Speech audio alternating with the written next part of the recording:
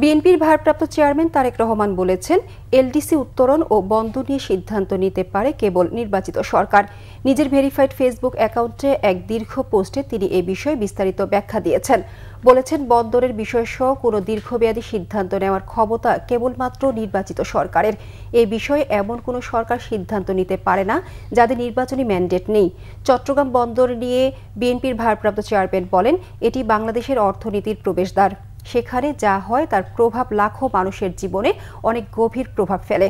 বন্দরকে কেন্দ্র করে সাম্প্রতিক দীর্ঘমেয়াদী সিদ্ধান্তগুলো কোনোভাবে রুটিন কাজ নয় বলে মন্তব্য করে তিনি বলেন, এগুলো জাতীয় সম্পদ নিয়ে কৌশলগত অঙ্গীকার।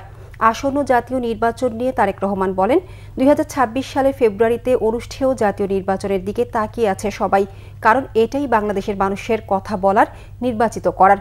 সবার আগে বাংলাদেশ এই বিশ্বাসকে ধারণ করে দেশের ভবিষ্যৎ গড়ে তুলবে দেশেরই মানুষ বলে মন্তব্য করেন বিএনপির ভারপ্রাপ্ত চেয়ারম্যান।